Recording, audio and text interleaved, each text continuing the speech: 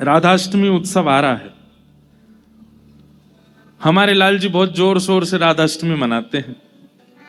अब वो जोर शोर से कैसे मनेगी उसकी रूपरेखा आप लोग बना लीजिए।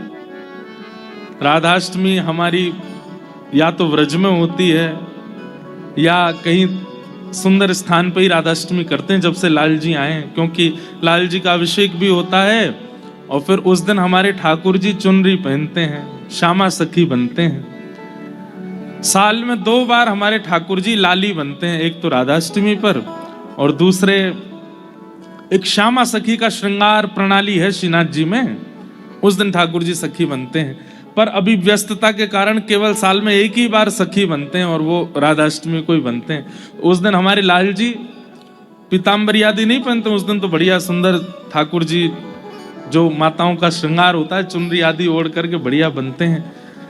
तो पहले अभिषेक होगा, फिर ठाकुर जी का श्रृंगार होगा, फिर ठाकुर जी उस दिन पालना विराजेंगे और वैसे तो फिर दधी काना होता है।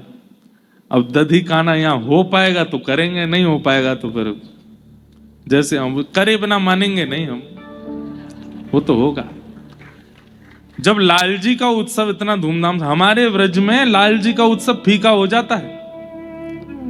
अरे कहां तक कहें, जब ठाकुर जी प्रकटे ना गोकुल में तो वृषभानु बाबा आए और वृषभानु बाबा टीको लेके आए। टीको कहते के रोका करवे आए लाला को, दुनिया तो बधाई लेके आई है और श्री वृषभानु बाबा सीधे टीको ही करवे आए हैं। नंद मेहरगर धोटा जायो बरसाने ते टीको आयो। नंद बाबा बोले बाबा इतनी सारी सामग्री, बोले सामग्री बधाई ना लेके आया हूं मैं तो, बोले लाला को ब्याह पक्को करवे आया हूं।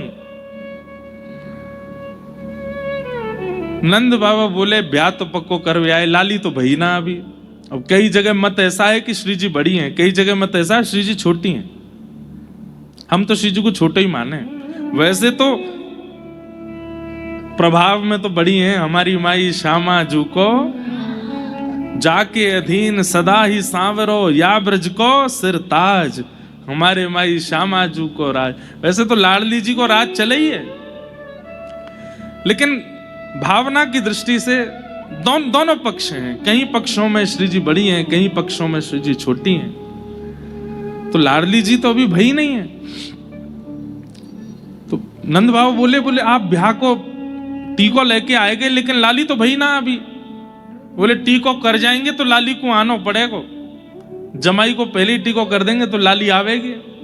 और 1 वर्ष बाद बरसाने में बधाई होने लगी। नंद बाबा, यशोदा मैया, लाला तीनों गए। ठाकुर जी गोद में गए 1 साल के, पीली झंगुली पहन करके, बगनखा पहन करके, सिर पर नेक्सो से मोर पिछ बांध के। ठाकुर जी की गर्दन अब संभलन लगी है, 1 साल के है गए। 2 दतुइयां निकल आई हैं, यशोदा मैया की गोद में चढ़ के गए। तो नंद बाबा बार बार यशोदा मैया से यही कहते जा रहे हैं, बोले हमारे लाला के जन्मोत्सव जैसा उत्सव ना भयो, हमारे लाला को उत्सव बहुत जोरंते भयो, हमारे लाला के उत्सव में ये भयो वो भयो, सब चर्चा करते जा रहे। बरसाने अभी किलोमीटर दूर है और वहीं से ही कहा देख रहे हैं नंद बाबा, पीरे पीरे पीरे पीरे बादल दिखाई दे रहे हैं आकाश में। नंद बाबा बोले ये ऐसे पीरे पीरे बादल, बिल्कुल केसर जैसो रंग, और केसर जैसो रंग बादलन को कब होवे, या तो सूर्य उदय हो रहे हो या सूर्य अस्त हो रहे हो। और इस समय ना तो सूर्य उदय हुआ है ना अस्त हुआ है, मध्याह्न का समय है, 12-1 बजे होंगे दोपहर के, और पीरे पीरे बादल। बोले ऐसो कैसे? तभी पता चली कि महाराज बरसाने में लाली के हैवे पर ऐसो दधी कानो कियो, दही हल्दी केसर मिलाए के ऐसी कीच मचाई है महाराज कि बादर भी केसरी है गए श्री जी के जन्मोत्सव पे। तब नंद बाबा ने दूर से ही समझ गए, बोले हमारे लाला को उत्सव तो फीको पड़ गो, लाडली जी को उत्सव तो अद्भुत है। तो एक प्रकार से हमारे लाल जी की जन्माष्टमी जैसी मनती है उससे 21 होनी चाहिए राधाष्टमी, और वो जिम्मा अब आप भाग्यनगर वालों को मिला है। तो इसलिए राधाष्टमी पे कोई चूक रहे नहीं जाए।